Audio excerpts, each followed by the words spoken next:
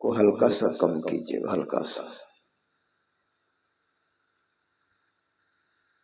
और ये कहानी किस्सा नहीं है, अपने जीवन में इसको उतारने का है। आपका जीवन मंगलमय होगा। भरत और शत्रुघ्न का ननिहाल कश्मीर पड़ता था। एक विद्वान ने, मैं एक जगह राम कथा कर रहा था, तो एक विद्वान ने मुझसे कहा, महाराज माता कैकेयी कहाँ की थी? अभी वर्तमान का जो समय है वो कहाँ है? वैसे तो कैकेयी देश कहा जाता था। तो मैंने कहा अच्छा, मैं ढूंढता हूँ, अभी तो मेरे भी दिमाग में नहीं है।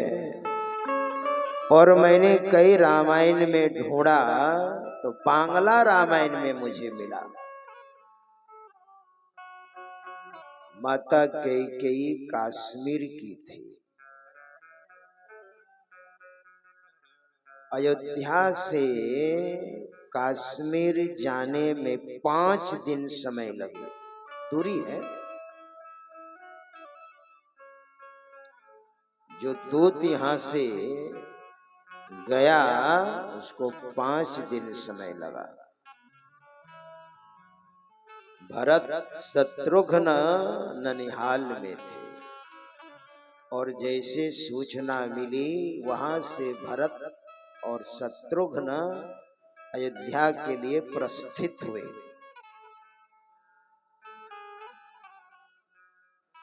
अयोध्या जब आए, देखिए अयोध्या का अर्थ बहुत सुंदर है। जहां युद्ध ना होता हो उसी का नाम है अयोध्या। सन्नाटा छाया हुआ था, एक दूसरे से कोई बात नहीं कर रहे थे। सबके सब गमगीन थे, शोकाकुल थे। चूंकि भगवान श्री राम, महाराज लक्ष्मण और माता सीता और यहां तक राजा दशरथ का पार्थिव शरीर को रखा गया था तेल में। सबसे पहले भरत लाल माता कौशल्या के कमरे में प्रवेश करते हैं। माँ, ये क्या देख रहा हूं मैं?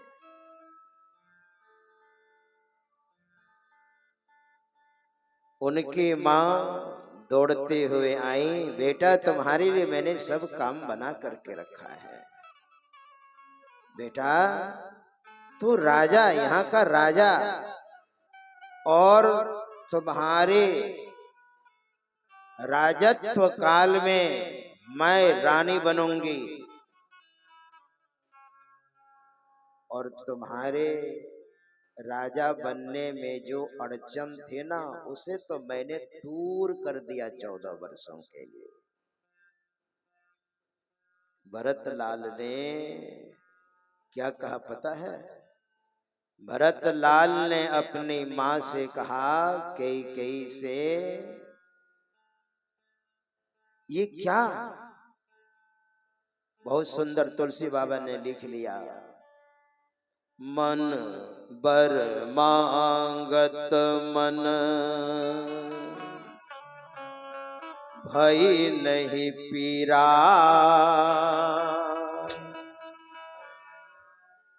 जिस समय तुम वर मांग रही थी 14 वर्ष का, उस समय तुम्हारे मन में पीड़ा नहीं हो रही थी?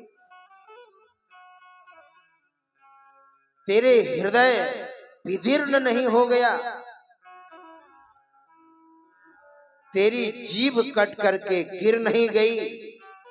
तेरे मुंह में कीड़े नहीं पड़ गए? जबकि कहा जाता है कि माँ का स्थान सबसे ऊंचा है, लेकिन भरत लाल की तो अपनी माँ है। माँ भी हो और माँ अगर उचित कार्य नहीं करे, वेदानुकूल कार्य नहीं करे, उस माँ को भी सुनना पड़ता है। बर मांगत मन भई नहीं पीरा, और तेरी जीभ कट करके नहीं गिर गई। अगर तू मेरी मां नहीं होती ना, तो तुम्हें सजाए मैं मौत देता। तुमने क्या समझा? मेरे परमात्मा स्वरूप भाई बन चले जाएंगे और मैं राजा बनूंगा। गरी नो जीह मुंह परे वो नो कीड़ा। तुलसी बाबा ने लिखा है, भरतलाल ने कहा है। और देखो मैं कितना नालायक हूं, तुम्हारे उद्र से मैंने जन्म लिया। प्रभु श्री राम को तुमने वन भेज दिया और मुझे राजा बनाया। मेरे देवता जैसे पिता स्वर्ग को सिधार गए। अनर्थ का जड़ तो मैं हूं, और जिस दिन मैं इस राजगद्दी पर बैठ जाऊंगा, ना जाने यह रसातल या धरती रसातल को चली जाएगी। माता कौशल्या से कहा, माँ इसमें मेरा कोई दोष नहीं है। शायद माता कौशल्या ये समझे कि भरत की इसमें चाल हो। माँ इसमें मैं कुछ भी नहीं जानता हूं। वैसे शत्रुघ्न ने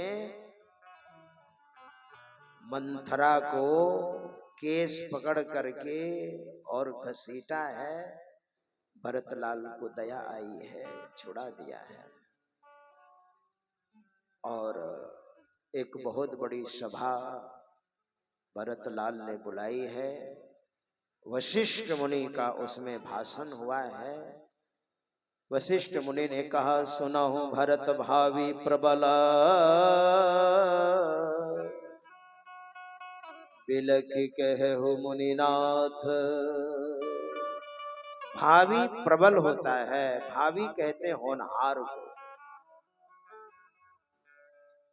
बहुत प्रबल होता है। होनहार मतलब जिसको कहते हैं प्रारब्ध। आपकी अपनी कमाई वही प्रारब्ध बन करके आता है। बड़ा प्रबल होता है, बहुत मजबूत होता है, बहुत प्रभावशाली होता है। उसको कोई रोक नहीं सकता। तुलसी जस भवितव्यता, तैसी मिलई सहाय। आपुन आवई ताहि पही, ताहि तहां ले जाय। इसको कहते हैं कर्म। हाथ में भी कर्म की रेखा है ना? हाथ में प्रारब्ध की रेखा है, इसको पितृ रेखा कहते हैं, भाग्य रेखा कहते हैं, प्रारब्ध की रेखा बोलते हैं। ऐसे ही बातचीत के क्रम में हाथ ऊपर नीचे करने में देख लेते हैं इसका प्रारब्ध कैसा है। बस प्रारब्ध अगर मजबूत है तो वह आदमी बहुत सुखी होता है। उसकी अपनी कमाई है, और हाथ में वो दिया हुआ है। हमारे गुरु महाराज ने पूज्यपाद बाबा साईं स्वामी जी महाराज की हस्तरेखा देखी और कहा आपके हाथ में लक्ष्मी है। प्रारब्ध किसको कहते हैं? प्रारब्ध कहते हैं एक होता है क्रियमान, जो आप कर रहे होते हैं, कुछ भी, किसी को आप दुख दे रहे हैं,